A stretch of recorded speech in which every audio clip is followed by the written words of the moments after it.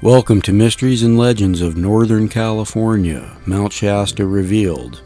I'm your host, Cort Lindahl.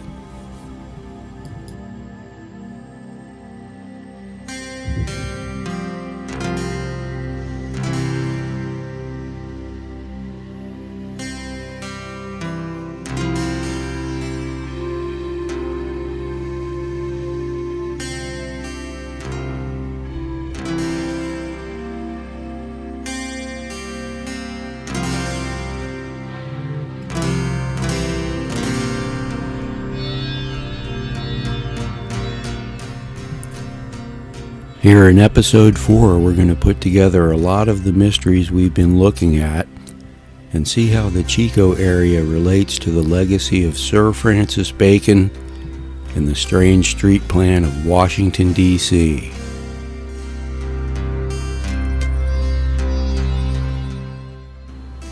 The diamond chessboard plan of Chico is a key factor to consider when looking at the alternate or hidden history of Northern California. In the past, we have speculated that the plan of Chico was a reference to the diamond-shaped plan of Washington, D.C. Washington, D.C. was planned by famous Society of the Cincinnati member Pierre L'Enfant, along with a panel that consisted of Thomas Jefferson, George Washington, and a man named Andrew Ellicott. Ellicott was one of the premier astronomers and land surveyors of the Revolutionary War period and beyond. Some of his direct ancestors had made swords for the staff of General Washington, while other ancestors had been astronomers and famous clockmakers in England prior to the family coming to the United States. Andrew Ellicott was the man who originally surveyed the diamond-shaped 10-mile square of the original District of Columbia.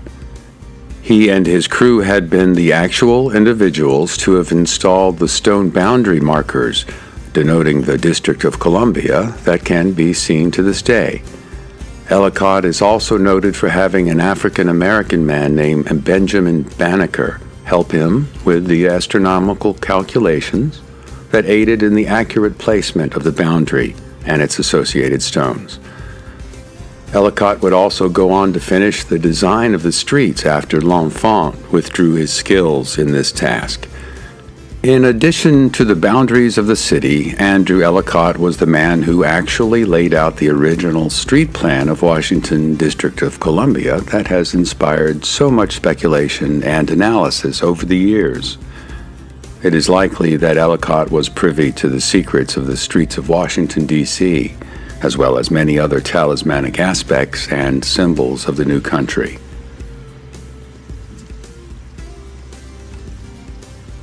It appears that the diamond symbol of Chico and its street plan are related to the same tradition that Ellicott, Jefferson, Washington, and Madison had valued. Are there any indications that there is more to the similarity of the plans of Chico and Washington, D.C.? The answer to that question may astound and amaze any fan of alternate or hidden history.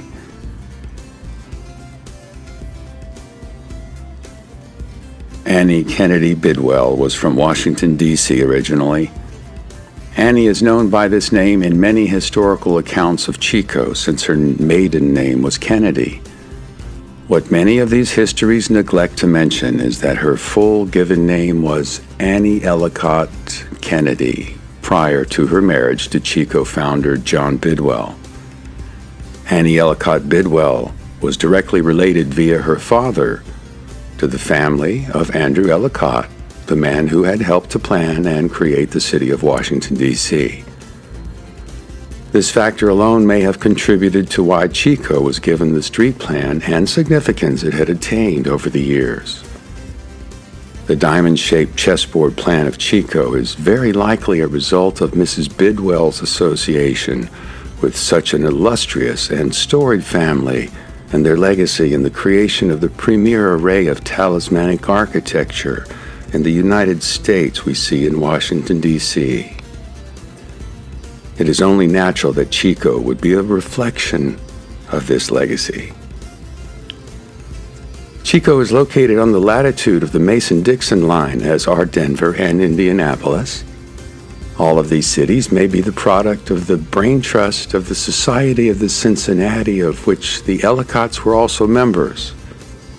The legacy of where Chico was located may have been planned to lay on the latitude of the Mason-Dixon line, which Andrew Ellicott had also helped to document and survey. Ellicott had taken part in a resurvey and extension of the Mason-Dixon line, along with a younger James Madison in the late 1780s. In addition, it had been Andrew Ellicott who had trained Meriwether Lewis in surveying techniques as a personal favor to President Jefferson in preparation for the famous Lewis and Clark expedition. Chico had been designated a special place by a group of people who had created many cities and towns as part of their vision for the Republic of the United States of America. It held a special point on earth that was representative of the ideals of the Republic via its geographic association with the International Peace Garden, the Mason-Dixon line, and the talismanic layout of our nation's capital. Now we may also consider the family associations of Annie Ellicott, Kennedy, Bidwell as a factor in these theories.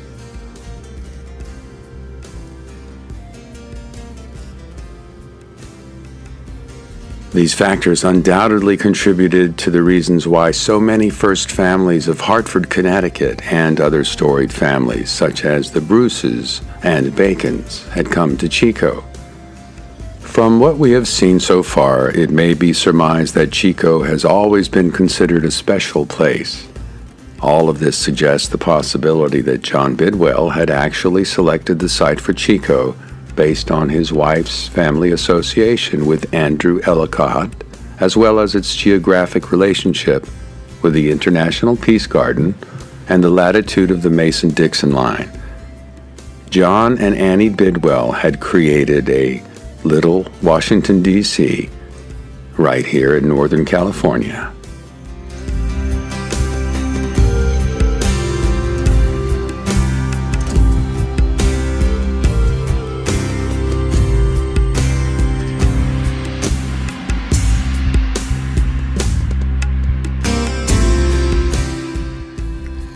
This amazing association between Andrew Ellicott and Annie Bidwell may go a long way towards showing how the street plan of Chico was intentionally contrived in kind of a fashion of the day that was displayed in Washington, D.C., but also harkens back to the axe historique, or the historical axis of Paris, that was developed by the French royal family over time. And we also see this kind of style being expressed on estates of gentried people in Europe and England, also leading us to the Tower of the Winds at Shugborough Hall, the West Wickham Estate, and the Bude Storm Tower in Cornwall, that all have copies of the Tower of the Winds of Athens that also fit into this tradition, as do many of the linear aspects of these estates, and also the great cathedrals of Europe. We also see these kind of tenets being associated with Sir Francis Bacon and his inner circle, which also included Inigo Jones, one of the most famous landscape architects of the era, who also propagated this kind of fashion and kind of a feng shui of the day of the arrangement of monuments and municipal buildings in American cities later that also were arranged in this fashion.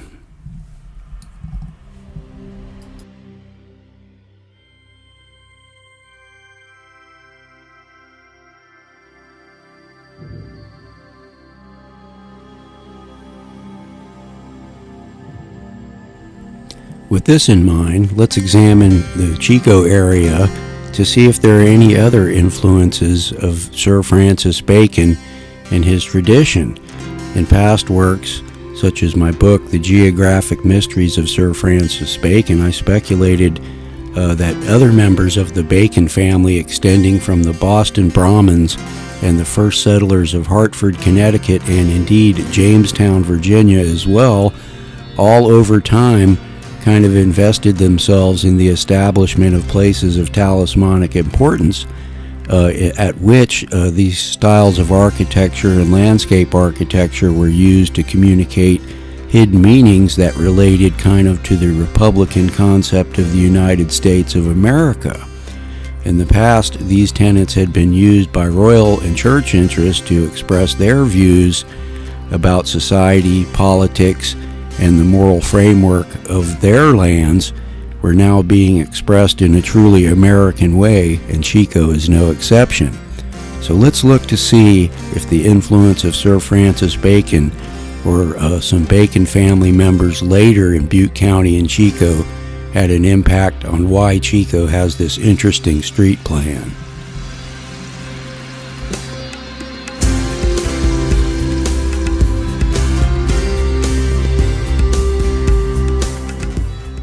In episode 1, we saw how John Bidwell had settled Chico and had a distant impact on the myths and legends of Mount Shasta via his family relations.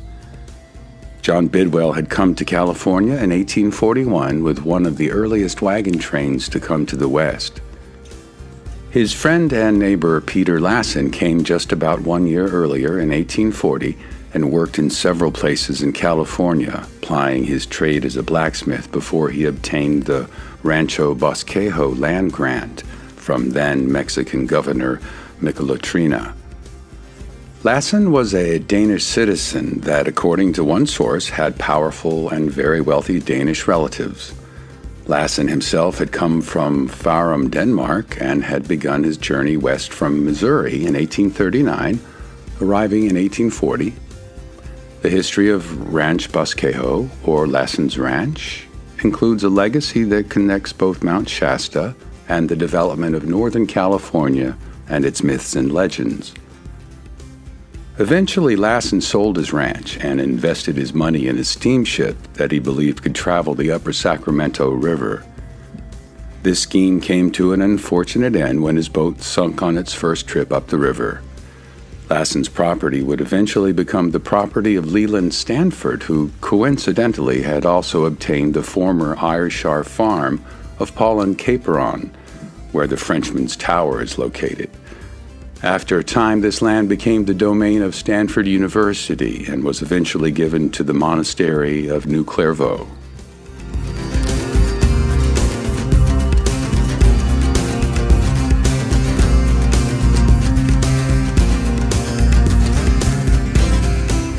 While Lassen still owned his ranch, he made a trip to Missouri with Commodore Stockton and returned with the very first Masonic charter to come to California.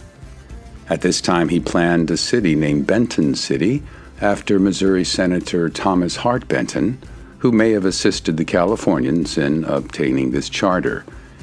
In his honor, Lassen named the town he planned on his ranch Benton City. This made Benton City home to the first Masonic lodge in California. Another source states that Lassen had wealthy relatives in St. Louis, Missouri, thus echoing the other claim that he was related to wealthy Danish interests. Though there are sources that state this, there are also those that question these connections. Eventually, after Lassen's plan for a town failed, this charter was moved to the Masonic Lodge at Mount Shasta City, where it still resides today. Interestingly, a man named Lucian Stewart was one of the first signers of this document, which is interesting given his distant relations to those who owned and ran the Hudson's Bay Company. Indeed, the era during which Lassen first came to California included him landing first at the Russian colony at Bodega Bay during the era the Hudson's Bay Company was still active in California. Some even credit the Hudson's Bay Company with founding San Francisco, which was then known as Yerba Buena, or good herb in English. This is all very interesting when considering the family relation between the Russian and English royal families during subsequent eras. Another common thread would also include the fact that California was first claimed by Sir Francis Drake during his voyage of discovery and named New Albion.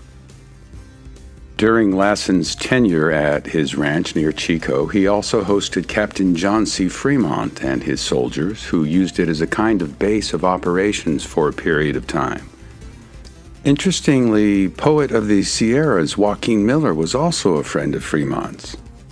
One of the towers on Miller's Heights estate due south of the peak of Mount Shasta includes the Fremont Tower, as Miller believed his property was the first place that Fremont had viewed the Golden Gate from. A town just south of Oakland is named for Fremont. This connection is interesting because of the presence of similar carvings to those seen where Miller lived and met Fremont at Castle Crags near Mount Shasta, and other very similar rock art on Miller's estate in Oakland.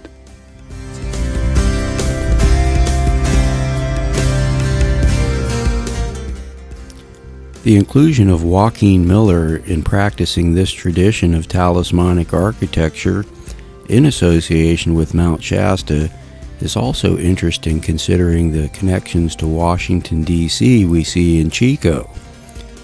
Prior to establishing his Heights estate in Oakland, which is due south of the peak of Mount Shasta, Joaquin Miller lived on the White House Meridian in Washington, D.C. for a period of 2 years in Joaquin Miller Cabin, which has now been moved to Rock Creek Park. So it appears that Joaquin Miller had a value of the placement of where he lived and these monuments in association with a kind of personal prime meridian. We also see President Jefferson having been associated with, quote, personal meridians, and in past works we've examined the geographic properties of his estate, Poplar Forest, and Monticello, as well as the rotunda at the University of Virginia, all built in the Palladian style. And as we've seen before, we even see that the octagon of Poplar Forest points the way to Mount Shasta.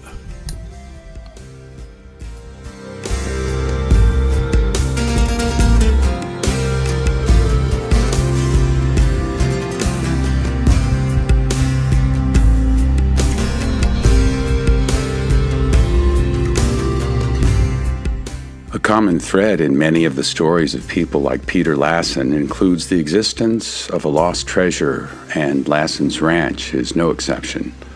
After speculation that Lassen had not spent all of the riches he had from selling his ranch, a rumor developed that he had stashed a treasure of gold and silver coins in iron pots somewhere on his property.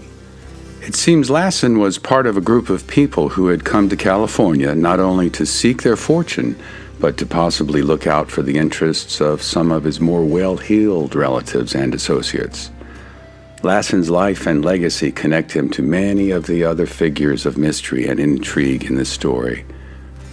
Eventually, Peter Lassen would settle near what is today Susanville, California, where he is interred on the property he once owned, beneath a very impressive granite obelisk that also tells of how he was killed by Indians near what is called the Black Rock Desert of Nevada today.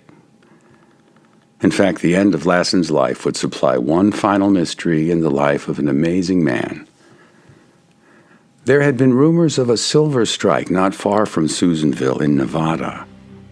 Strangely, this silver strike was said to be comprised of free silver, or silver nuggets, which is nearly unheard of and rarely exists anywhere. In response to these rumors, Lassen rode off with his friends to attempt to find this rumored silver deposit. Unfortunately, this would lead to the death of this man under mysterious circumstances.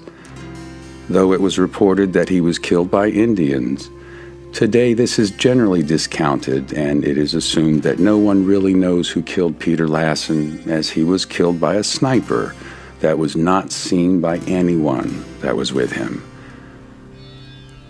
Peter Lassen had died a great California pioneer and is remembered as such, just as John Bidwell is. His legacy of bringing the first Masonic charter to California is important to local history and its development, but does it have anything to do with the New Age myths and legends of Mount Shasta? Though many conspiracy theories may ascribe these activities to the Masons, it is clear via a close look that this simply is not true. In the end, the presence of such an historical document at Mount Shasta is an interesting footnote to a rural region that has a wealth of stories and folklore that may be related to an entirely different cast of movers and shakers. In earlier episodes, we explored the legacy of John Bidwell and how he was descendant of the Bidulphs of Staffordshire and Ormus Legidon, the Knights Templar standard-bearer from the 11th century. Given this a closer examination of other people who helped to settle Chico and Northern California in association with Bidwell and Lassen, may reveal a mystery that goes all the way back to Elizabethan England and beyond, including a value of William Shakespeare and all the questions surrounding his great works. All of this will be laid bare in an examination of the mystery that had been arranged in Gold Rush-era California in this tradition. The streets of Chico do indeed tell a strange tale. A great deal of evidence suggests that a cadre of individuals who had similar views about aristocracy, the Catholic Church, and their ancient heritage had created much of the air of mystery and intrigue surrounding the bard. While many attribute the works of Shakespeare to Sir Francis Bacon or the 17th Earl of Oxford, Edward de Vere, it may be that a larger group which included both men had cooperated to produce these famous works. Others, such as the Wilton Writers' Circle of Mary Sidney Herbert, the Countess of Pembroke, may have also played a hand in producing the works of Shakespeare, which are credited with homogenizing the English language and culture while also providing good entertainment for the English people. Within this group was a family core, all related to the de Vere family and their long and illustrious history that even includes a said relation to the biblical character of Noah himself. Note here that William Shakespeare also held family ties to this group of people and others who had used art and literature to hide and communicate specific themes and concepts. Interestingly, the de Vere and Bacon families have similar arms or family crests, including hogs or pigs and the five-pointed star. Even the flyleaf of Mary Sidney's book about geomancy includes the symbol of a hog. The famous First Folio of Shakespeare was both financed and dedicated to the sons of Mary Sidney, Herbert, who both married the daughters of the 17th Earl of Oxford, Edward de Vere. In his work, Eureka, even Edgar Allan Poe refers to Bacon as the hog. A close look at many mysteries of North America reveals that some of these conundrums may have been designed using the works of Shakespeare to suggest answers or clues to places like Oak Island, the Newport Tower, Bacon's Vault of Williamsburg, the Kensington Rune, and more. It also seems that descendants, or those that believe they were descendant of these families, had in large part arranged all of these historical questions and mysteries. Is it possible that somehow the works of Shakespeare and this family group were involved in the mysteries and legends of Northern California, if not Mount Shasta itself?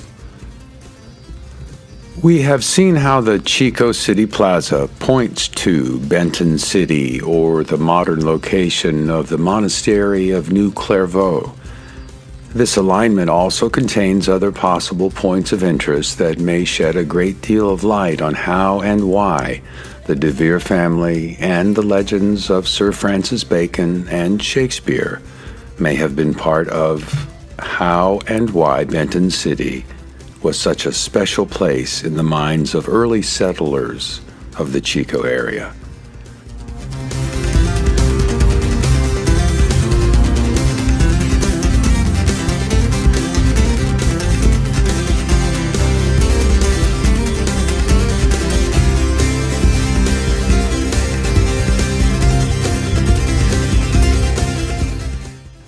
As this azimuth on the globe extending from the Chico City Plaza transects to the northeast, it crosses a small cemetery on Broyles Road a few miles south of the monastery of New Clairvaux.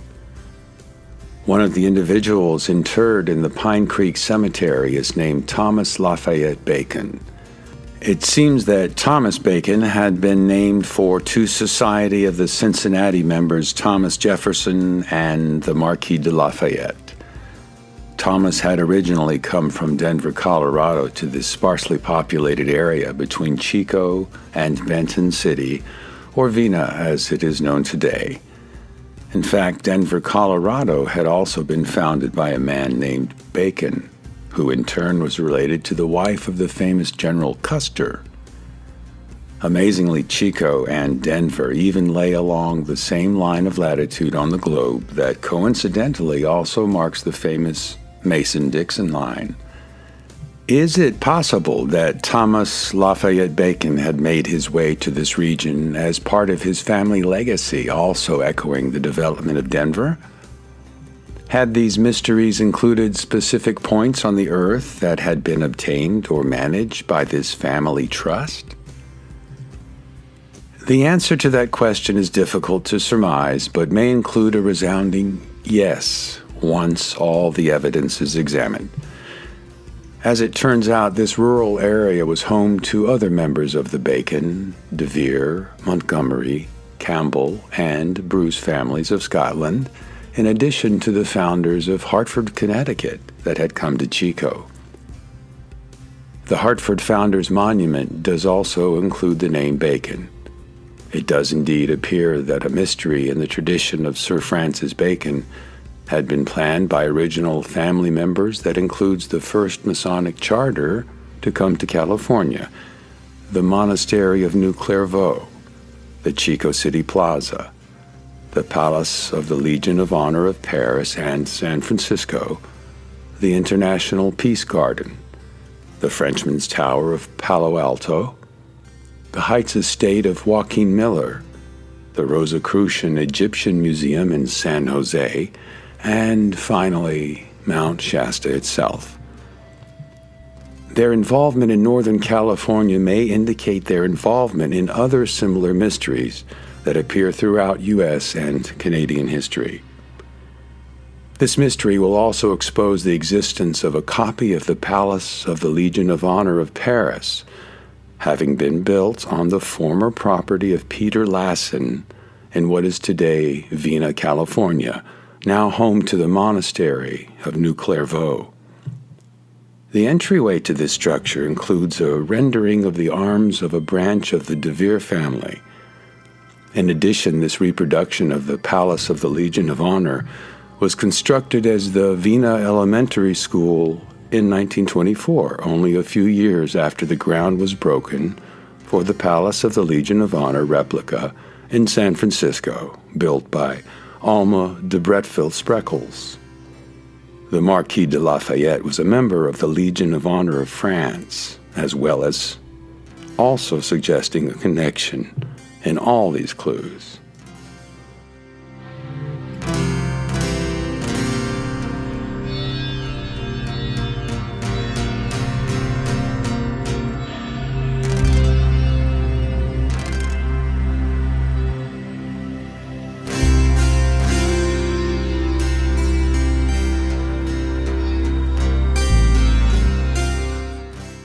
As stated prior, the Vina Elementary School seems to have a very similar plan view of the Palace of the Legion of Honor in San Francisco.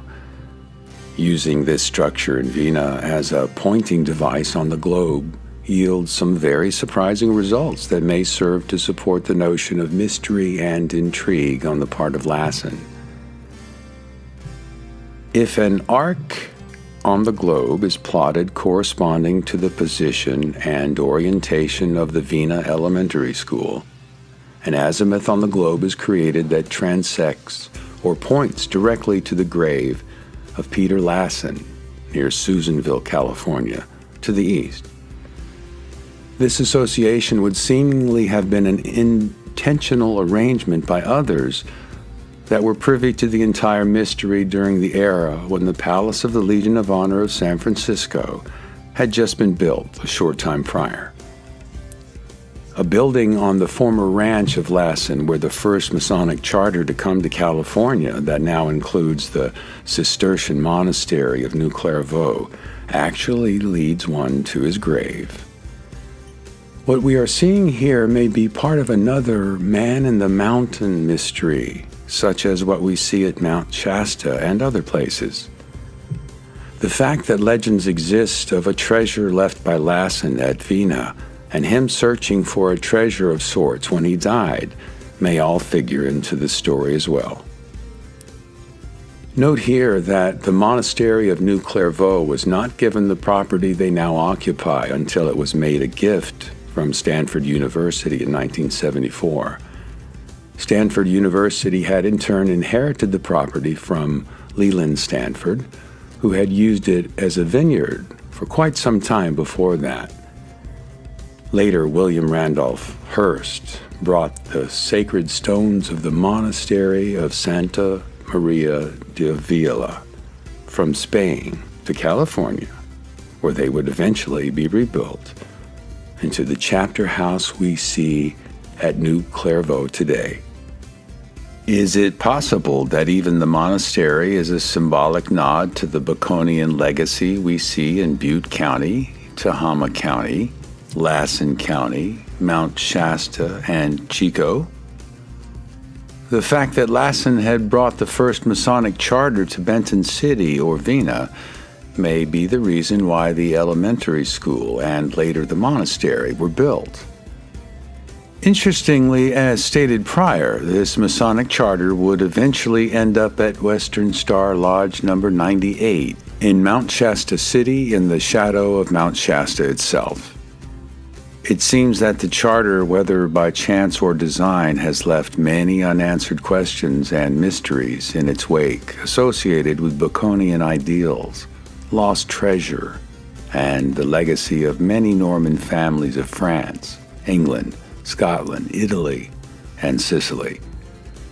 It is clear that the Plantagenets and Merovingians of this era had also displayed a tradition in planning and executing these mysterious examples of art and architecture that tell many strange stories.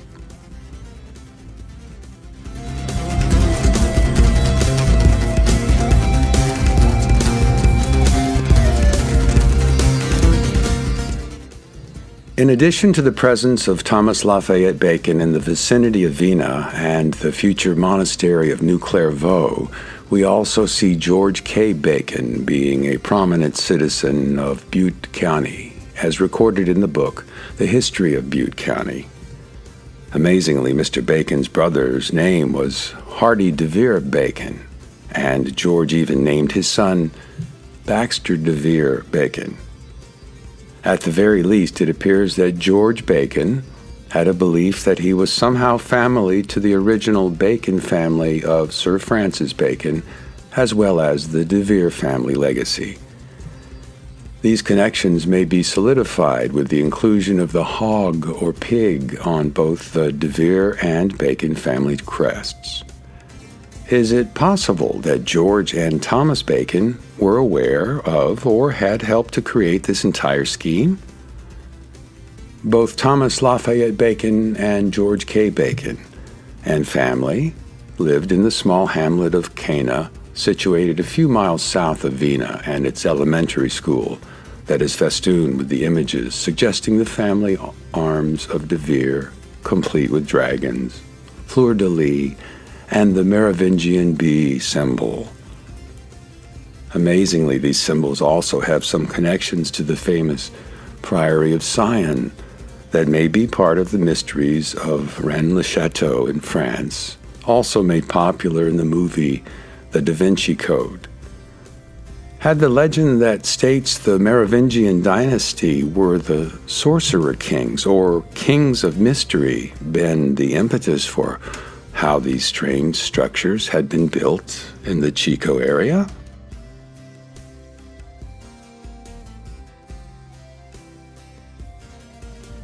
The use of the name Cana is a reference to the wedding at Cana in the Bible, in which Jesus turns water into wine. Many speculate that it was Jesus who had married Mary Magdalene on that day. Indeed, the Auspice of Maria symbol is hidden within the diamond logo valued in Chico for many years. This symbol is visible on the Senator Theater Tower in Chico, as well as the old Bank of America building, the Chico State Administration building entrance, and the Gateway Science Museum, also a part of Chico State. Interestingly, a later General Montgomery of Scots descent was one of the founders of what was originally called the Chico Normal School for teachers. This same entryway to the administration building of Chico State includes a rendering of Romulus and Remus suckling from the she-wolf that also includes a Templar cross enclosed in a circle. Unfortunately, General Montgomery is also known for helping to annihilate the native population of Northern California.